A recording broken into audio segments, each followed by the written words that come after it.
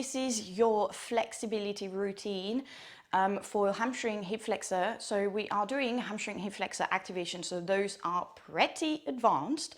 So please make sure that you have done the more beginner and intermediate version before you start activating this way, because I go and explain a lot more about how you should be feeling, what you should be activating, and the alignment that we're looking for as well. Okay, so I'm gonna brief through quite quickly because there's a lot of like right leg and left leg, and the movements can kind of flow together as well. Okay, so the first movement that we are going to do is a low lunge to pyramid. So a pyramid is when we go with the legs which are hip width apart, and we stretch into the hamstring.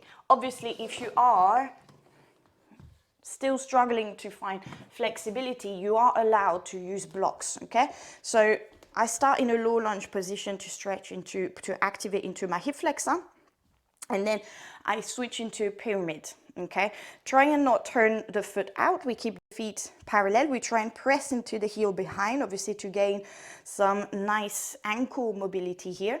Okay, if you have the flexibility, then we go with the hands fully down.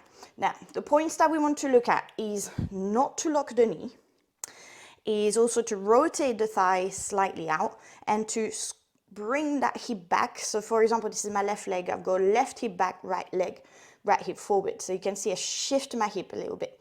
So the front hip should be going back and the back hip should be going forward. Yes, so this way. Okay.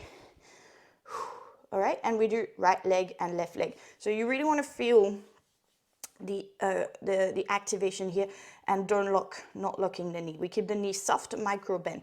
Yeah, we want to really feel the hamstring kind of going a little bit like an elastic, and a hip flexor here. So a little bit when we do lunging pulses, you want to make sure that you pulse as well into your hip flexor.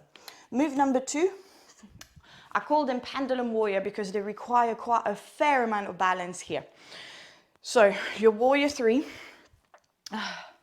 yeah, your Pendulum Warrior is when we go into a Warrior 3, yeah, we get the hips nice and square. You can keep the hips, hands on the hips, excuse me, and we turn the toes towards the ground. Make sure that the hips are square and that we're not turning out. And our pendulum means that we activate through the hip flexor as well. So here, you're allowed to straighten the leg if you prefer, and then we pendulum back into a warrior. Finding that line, yes, not arching. Finding a nice little line here. Pendulum warrior. Pendulum warrior. Up. And then we switch side, obviously, yeah? So I'm going to show you the other side. I have a little bit less balance on my right leg. Yeah, so finding that line here, I always think about squeezing, flexing the foot.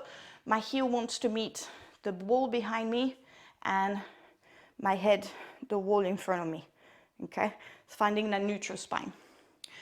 Okay, and the last activation is standing split, which you are welcome to use blocks for. Standing splits, kicks, we kick, we kick. Again, try and avoid keeping that knee too locked here. We kind of like stay in the hamstring. You can open the legs on the hip flexor here. I'm not fussed.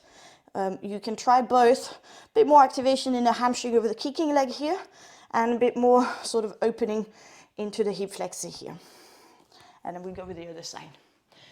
That's your activations. So as you can see, we're moving on for pretty advanced, and you will follow up with similar stretches in this position, but there will be stretches. So I will see you in the next video.